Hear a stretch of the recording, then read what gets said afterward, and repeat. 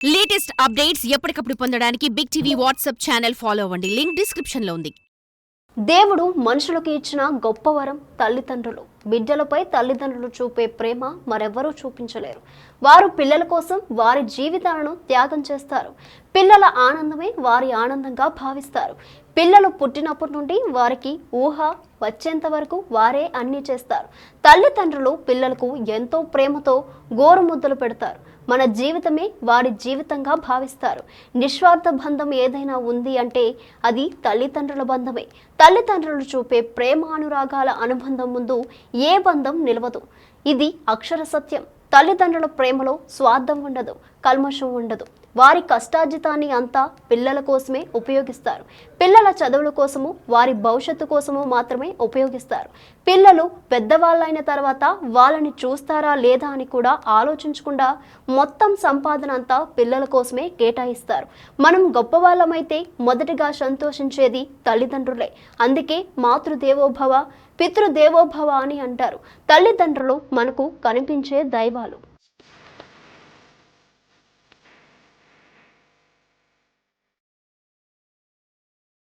అమ్మ అనే పదానికి మించిన మరో పదం ఈ సృష్టిలోనే లేదు. ప్రసవ సమయంలో పడ్డ బాధనంతా పిల్లలను చూడగానే మర్చిపోతుంది అమ్మ. 24 గంటలు పక్కనే ఉండి కంటికి రెప్పలా చూసుకుంటుంది అమ్మ. పిల్లలకు దెబ్బ తగిలితే తాను ఏడుస్తుంది. పిల్లలకు అనారోగ్యం వస్తే నిద్రాహారాలు మాని మరీ జాగ్రత్తగా చూసుకుంటుంది అమ్మ. పిల్లల కంటే ముందు లేచి వారికి అన్న పానీయాలు అందించి ఆఖరికి అందరూ పడుకున్న తర్వాత పడుకుంటుంది అమ్మ. తండ్రి గురించి చెప్పాలంటే పిల్లల భవిష్యత్తు బాగుండాలని నిరంతరం శ్రమించే వ్యక్తి తండ్రి. పిల్లల చదువు కోసం, అవసరాల కోసం తన సంపాదనంతా వెచ్చిస్తాడు. డొనేషన్లు కట్టి మరి వారి నుంచి ఉన్నతమైన పాఠశాలలో చదివిస్తాడు. ఎల్లప్పుడూ పిల్లలు, కుటుంబం గురించి ఆలోచించే ఏకైక వ్యక్తి తండ్రి మాత్రమే. తండ్రి ఎల్లప్పుడూ తన పిల్లలు ఉన్నత స్థాయిలో ఉండాలని ఆలోచిస్తాడు. పిల్లల కోసం ముందుగానే మంచి ఇంటిని సిద్ధం చేస్తాడు.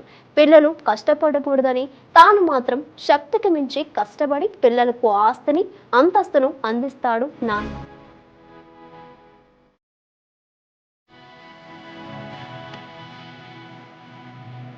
తల్లిదండ్రుల గురించి కానీ వారి ప్రేమానురాగాల గురించి చెప్పాలంటే మనుషుల జ్ఞానం సరిపోదు. అటువంటి తల్లిదండ్రులను కొందరు కొడుకులు వృద్ధాప్యంలో వదిలించుకోవాలని చూస్తున్నారు. మానవత్వానికి మాయని మచ్చగా మిగిలిపోతున్నారు. రెక్కలు ముక్కలు చేసుకుని కష్టపడి ఆస్తులు పనిచేస్తే వృద్ధాప్యంలో తమని వదిలించుకోవాలని చూస్తున్నారు.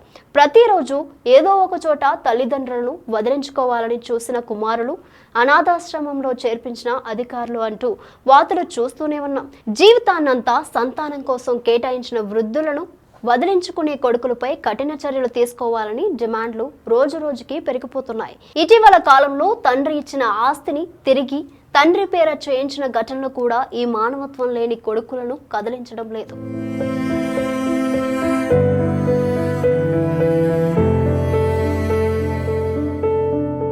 ఇక్కడ మంచంపై కూర్చుని దీనంగా చూస్తున్న ఈ తల్లి పేరు వెంకటలక్ష్మమ్మ.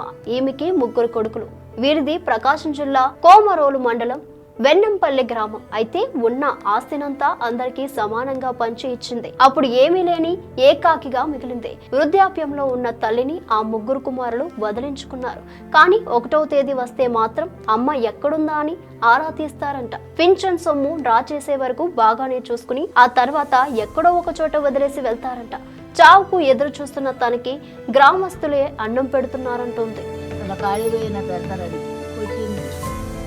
తట్టుకోలేక జ్వరం వచ్చి పడిపోయి అన్ని పాల బొమ్మ తాగుతుంటే పాలు అన్ని సార్ మాది వెన్నంపల్లె గ్రామము. ఈమె పేరు లక్ష్మమ్మ.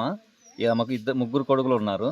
ఈమె ఇప్పుడు సంవత్సరం 1 ఇయర్ లోపల నుంచి ఈమె పింఛన్ తీసుకొని అన్నం పెట్టకుండా ఆమెను కొట్టి, పింఛన్ తీసుకున్న తర్వాత కొట్టి మళ్ళీ 10 రోజులు తీసుకొచ్చి వెన్నంపల్లి ఇక్కడ పడేసిపోతుంటారు. బయట ఉంది, ఈమెకి ఇల్లు పడిపోయింది లేదు. ఈమె ఏంటంటే బయట చలికి 15 రోజుల నుంచి ఇప్పుడు చలికి వణుకుతా సావ బతుకుల్లో ఉంది. మేము అనవసరంగా వదిలిపెట్టాలన్నా కూడా మాకు ఎవరు సహకరించక ఏమైనా ఇక్కడే వదిలేసినాము. ఆడికి మేము 10 రోజులు అన్నం పెడుతున్నాం. మేము ఎవరైనా దాతలు ఉంటే మాకు సహకరిస్తే మంచిగా ఉంటుందని కోరుతున్నాం సార్. ఈమెకు 3 కొడుకులు ఉన్నారు. ఈమె చలికి బయటే ఉంటుంది. అప్పుడప్పుడు వచ్చి వాళ్ళు పింఛన్ తీసుకొని పోతున్నారు, తీసుకెళ్తున్నారు, మళ్ళీ తీసుకొచ్చి ఊర్లోనే పెడుతున్నారు. ఊర్లో వాళ్ళే భోజనం పెడుతున్నారు. ఇప్పుడు మరీ దారుణంగా ఉంది పరిస్థితి. మంచం నుంచి కూడా లేకుంది, అన్ని మంచంలోనే పడిపోతున్నాయి పాపం ఆమెకు.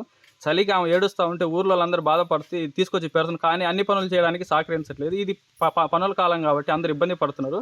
వాళ్ళ పిల్లలు వచ్చి వాళ్ళని తీసుకెళ్లడమా లేదా అధికారులు వాళ్ళ పిల్లలు చెప్పి ఆమెకు సహకరించడం ఏదో ఒకటి చేయాలని మరీ కోరుతున్నాను.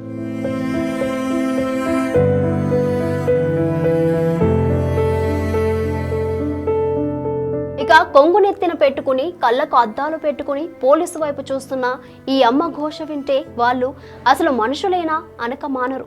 ఈమె పేరు లక్ష్మీకాంతం. 80 ఏళ్లకు పైగానే వయసు ఉంటుంది. సరిగా మాట్లాడలేకపోతుంది. కృష్ణా జిల్లా గన్నవరం శివారులో ఓ హోటల్ దగ్గర కారులో తీసుకువచ్చి వదిలేశారంటూ ఆమె కొడుకులు చలిలో వణుకుతూ కొడుకుల కోసం ఎదురు చూస్తున్న ఈమెను స్థానికులు చేరదీశారు. పోలీసులకు సమాచారం ఇచ్చారు. పన్నుటాకుల మారిన ఈమెను వదిలేసి వెళ్లిన వారి గురించి పోలీసులు ఆరా తీస్తున్నారు. ప్రస్తుతం బీకేఆర్ వృద్ధాశ్రమంలో కాను శేషమాధవి అనే సామాజిక కార్యకర్త ఆమె బాగోగులు చూస్తుంది. నిన్నెందుకు మరి అక్కడ కారులో దించారు? బళ్ళు మీద కారులో తీసుకొచ్చారు ఎందుకు? అక్కడికి నిన్న అక్కడ వదిలేసి వెళ్ళిపోయారు ఎందుకు కారులో? ఇక ఈ తల్లిదండ్రుల ఘోష వింటే ఎందుకు కన్నారా కొడుకులను అనకమానరు. తిండి పెట్టి సపర్యలు చేయలేక విషం తాగి చచ్చిపోండి అంటున్నాడంట ఆ పుత్రరత్నం. జగిత్యాల పట్టణంలోని గోవిందపల్లికి చెందిన ముల్లే రాజవ్వ నారాయణ అనే వృద్ధులు ప్రజావాణిలో కలెక్టర్ సత్యప్రసాద్కు తమ కొడుకు భాగోతంపై ఫిర్యాదు చేశారు. వీరి బాధేంటో మీరు వినండి.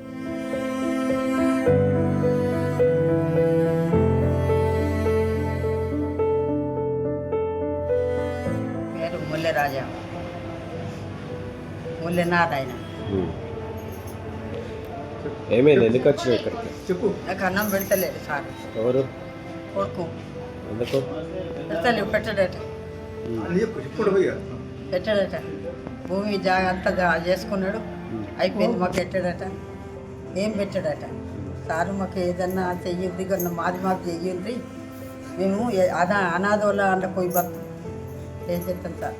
ఎంతమంది పిల్లలు? నాకు ఒక బిడ్డ, ఒక కొడుకు ఏమంటుండు? ఇంట్లో ఉంటున్నావా కొడుకుతో? అది గోళీల దగ్గర బాపు అంటే ఇండియన్ గోళీలు తెచ్చింది. గోళీల బిడ్డ పానం మంచిగా లేదు, గోళీల దగ్గర అంటే ఇండియన్ గోళీలు తెచ్చి అని అన్నాడు. తెచ్చుతాడు ఇండియన్ గోళీ. ఏం పేరు కొడుకు పేరు? రాజశేఖర్. ఏం చేస్తాడు? అవకాండ్లు ఉంటాడు.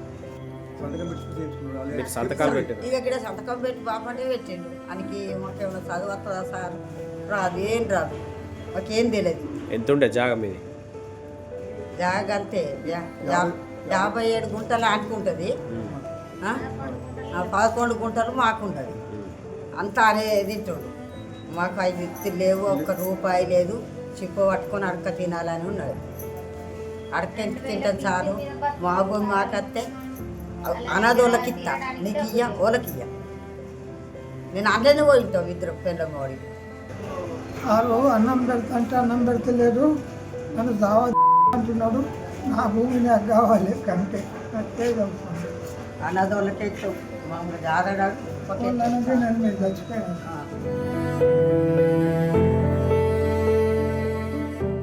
వీరే కాదు, సమాజంలో చాలా మంది ఇలా కన్నతండ్రులను వదిలించుకోవాలని చూస్తున్నారు. అలా వదిలేస్తున్న వారు కూడా రేపు వృద్ధులు అవుతారనే విషయాన్ని మర్చిపోతున్నారు.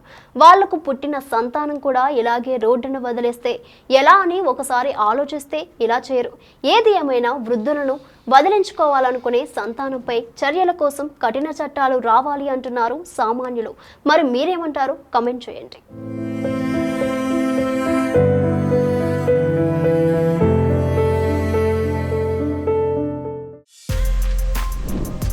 For more videos like this, subscribe Big TV channel.